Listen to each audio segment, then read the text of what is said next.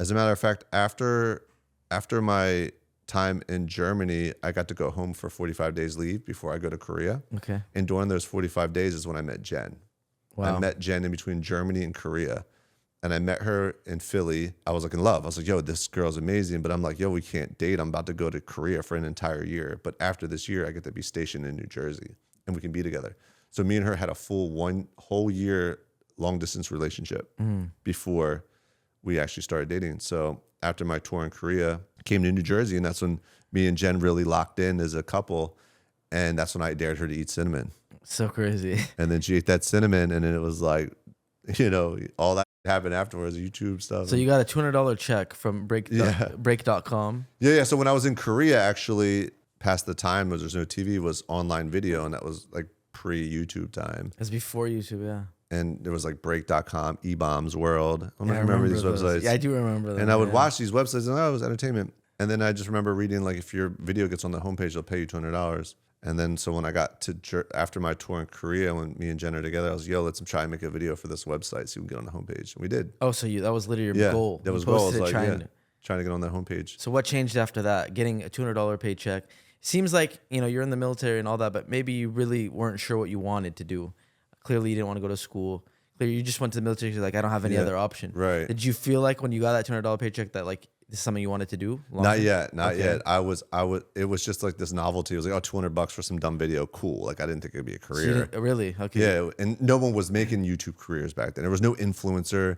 There was no cell phones with cameras. Yeah. You know what I mean? It was, there was no Instagram. I think Facebook, there was Facebook, but I don't think there was Facebook video back then. So when I finished my time in the military, because I was getting to the end of my 6 years, we just kept making stupid videos to make more money on break. I think we made about 6 of them while I was still in the military. Okay.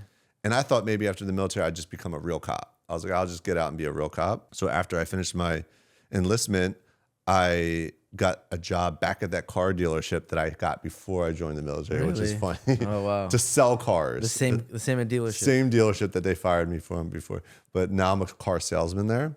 And I had those like videos on the internet back in the day that made some money, but I kind of like stopped doing it. And then my brother actually was like, yo, you should think about YouTube. They're like, have this partners program that just came out, and maybe you put those videos you put on break onto YouTube. I'm like, okay, let me try. So not knowing that I actually sold all the rights to those videos to break, like they own them. I reposted them on YouTube, and I started getting a following, and then break took my whole channel down. Oh my gosh. So we got to like 8,000 subscribers. To me, it was a lot. That's a lot at the time, yeah. And then they took it down. I was like, oh, I guess I'm posting back on break. It's the only place they make money. Then long story short, like I just made a new channel name and called it Prank vs. Prank, because it was just Jesse Welly.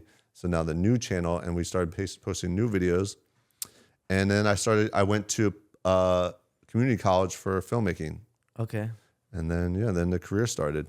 I don't know how much more you want me to get into it. I mean, it's very interesting, the trajectory of like being there, making that. You went back to the car dealership. I think is very interesting. What did your dad? How did he react after? Was he? You went to the military. Was he happy? I guess after that, he was just happy that I wasn't living in his house or whatever I was always cool with.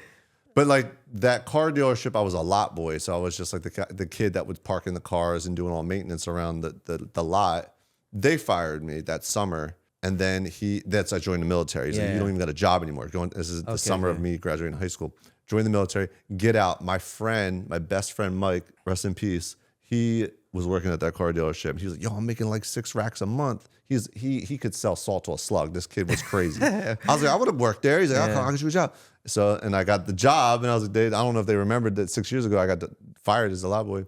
And then I worked there for a year. It was very grueling, and I worked for a bunch of Guidos selling used Cadillacs in New Jersey. Wow. Right? So it was like a crazy job. And they fired me because I got fired again. And when they fired me again, I was like, you know what? Let me look into this YouTube thing. Okay. And then getting fired there is when I was like, maybe this YouTube thing could be a thing. I'm going to go to school for filmmaking. And that's when it started. So that's really cool full circle moment. Actually, you decided to go back to school for a passion. Yeah. Which is, I think a lot of people, that's why they don't like school. It's because they feel like they're missing that. They're missing something they're interested in. My dad was actually a car salesman for like 2-3 decades. So I know, I've seen how gruesome it can be. Oh yeah. And I don't think a lot of people are cut out for it. Nah. And I was with a bunch of Guidos, and the guy that owned the dealership overstacked the salesman. We were fighting in the parking lot. It was crazy. They could be a reality show in there. It was crazy. That's how I feel. I feel like my dad has a second life at the car dealership. I don't know. But so you went to school and you opened Prank vs. Prank. By the way, amazing branding by accident. You made like one of the best YouTube handles of all time. Really? I feel like that's such a solid. People always want to get like an OG, like a nice name, a nice tag. Yeah, Prank vs. Prank is pretty. Yeah. So what happened from there? You were with Gina at the time. I'm gonna call her Gina. I know you're Jen, but you went to school. You're with her. You started making content, or so we had those break.com videos that did really well. So then we realized that people just really liked to watch us. So we were just doing these pranks back and forth. You know, it was just fun, and we'd post them on YouTube. And at that same time is when YouTube daily vlogging was kind of starting off, like the daily, and it was like Shay Carl, Charles Trippy, Philip DeFranco. These guys were like doing this vlogging stuff. I'm seeing it. I'm like, yo, we're just as interested in them. Let's also do a vlog channel. So we created BFvsGF. So then we just like, all right, we'll just make a video every day like these guys and see what happens. That started blowing up. People really cared about us having a window into our personal life. And it was just so simple. It was like, I didn't have to overthink it. I just would film my day, slap it together in an edit at the night, and post it in the morning. So it was just like. How big was your prank channel when you launched the vlog channel? Were you guys already very successful at that point, or? I mean, yeah, we might have had like at least 1 million on Prank vs. Prank, or close to it. I was gonna say because I felt like it was later on you launched that. Yeah, BFvsGF came later, and I think when we hit 1 million subscribers on Prank vs. Prank, I think we were like the 40th person channel to do it or something. It was like early, when we did it. You guys were so clearly Gina was down also for YouTube. Like you were both very interested in making the content. As a matter of fact, she wasn't in the beginning. She was very resistant. It was like pulling teeth to get her to do that cinnamon, to eat the cinnamon. Oh, really? Even that very first back, well, she didn't even know back then. Yeah. Way back then, we didn't know. Yeah. And I just remember I was doing something that she didn't want to be doing at the time. She's like, "You want me to try eat cinnamon now or what?" I was like, "Right now?" She's like, "Yeah." And like, thank God she did it. Yeah. And I was like, "That's what started it all." Wow. Okay, so you started the Prank vs. Prank channel, but she wasn't really. Like, it wasn't something necessarily you guys were like dialed in. We're going to make content. Yeah. You didn't think about it like that. No, she just was like, I don't know what this is. You really are into it. Fine. You know, she was kind of resistant. She was really busy with school and her work. She was studying to be a teacher. And I kept telling her, I'm like, yo, you're not going to be a teacher. She's like, you're crazy. Like, this is what I'm doing. I'm going to be a teacher. This is when we got mailed checks from Google. They would mail it to us. And I remember we got mailed like $10,000 from Google at one point. And me and her sitting in the parking lot of the bank, and we're like looking at the check for $10K. We're like, yo, this is getting crazy. Yeah. Like, let's go deposit this. And I remember dancing in the car with her, like, $10,000 for videos. This is crazy. Yeah. And then, you know, it was weird back then. It was just weird. It is weird because you just kind of fall into it. Again, like now, everybody wants to be a YouTuber or a streamer. You know, a lot of younger kids and even adults, they have this dream now of like pursuing it because they see how lucrative it can be. Right. But it's like, I feel like it's hard to grasp the concept that like nobody knew. You know, so when you're making those videos, like you had no idea you can even monetize it really. Like even the $200 from break, like that was like a huge deal. And you're just like, cool. Like nobody had any idea what it could lead to. I think like that was such a special time for that reason. It's like, you're kind of mind blown. Everybody I've talked to, all the YouTubers so far that I talked to, like when they got a check similar to that first one, you got the 10K, it's like your whole world gets shaken a little bit and you're just like, what's about to happen? Like you just feel like everything's going to change. Like this is nuts. Like, yeah, like can this get bigger? And it did, I guess, because we believed in it. And then so I'm assuming after that she stopped going to school. Well, no, she kept going to school and working for a while. And you were probably pissed. And then I remember the first VidCon popped up. I was like, yo, we need to go to this. She's like, no, I don't want to go to this thing, VidCon. I'm like, I'm telling you, we need to go to this. This is important. Yeah. And she's like, fine. So we went. The very first VidCon, it was at the hotel that was on the Avenue of the Stars down in Hollywood. I think it's Hollywood. I can't remember the name of the hotel, but I just remember going, and YouTube wasn't as big as it is now, obviously, and all the biggest YouTubers were all just hanging out in the lobby. So I remember walking there, there's Nigga Higa, there's iJustine, Daystorm, I don't know if you know any of these names. Yeah, of course, yeah. And we're all in the lobby, and I'm just like, that's when I met Charles Trippy for the first time. I say Charles Trippy was probably the biggest person that helped Gina and I's career. Really? He's the one that put us on. I'm forever in debt to Charles Trippy, because back then, if one of those YouTubers mentioned you in their video, you're in, right? Yeah. You know, you're in. Like, that shout out is huge. And I met Charles at VidCon, and I was like, they're the biggest vloggers right now. This is who we're inspired to be like.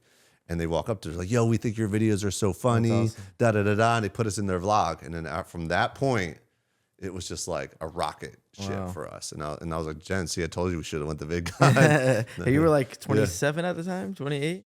How old was I? You must have been like, so again, like, was young. Yeah, between 27 and 30. Yeah, wasn't that old? Wasn't that young? I guess everyone in that lobby was in the hotel lobby was probably around the same age. Yeah, I was definitely the older one in the because I went to the military for 6 years. A lot of these guys and girls started when they're like 20, but I started like 25. So I was probably like 28, 27.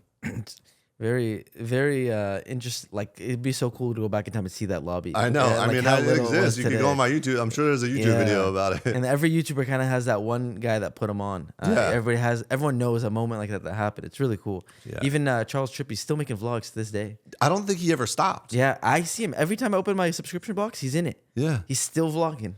It's crazy. He's going for he was always like, I'm going to set the world record of daily vlogs and never miss a day. I don't think he's stopped. This dude vlogged through like a brain cancer thing. Crazy. Like, he literally had his head open holding a camera. I know. I actually remember seeing that a few years ago. He's a gangster. It's insane. So yeah, I just always credit him for my career and helping us at that jump, like big time. I think something that I realized when I kind of stopped making content, I'm sure we'll get into this later, but just that consistency of doing something every day, having that goal, you wake up and you're like, I'm going to make a video today. Yeah. Like, that's something that can drive someone. Yeah, like, can fuel your whole life in a different way. It's kind of like the gym for a lot of people. Right, they go to the gym and it just gets you like in tune, you know, for everything. So I'm sure for him it's like, he probably can't even at this point think of not making a video. We need to find out if he ever took a break. I need to know. We need to look it up. We need to get some fact check. Maybe we'll get a fact check. But if he didn't, it's been since like 2008 at least 7.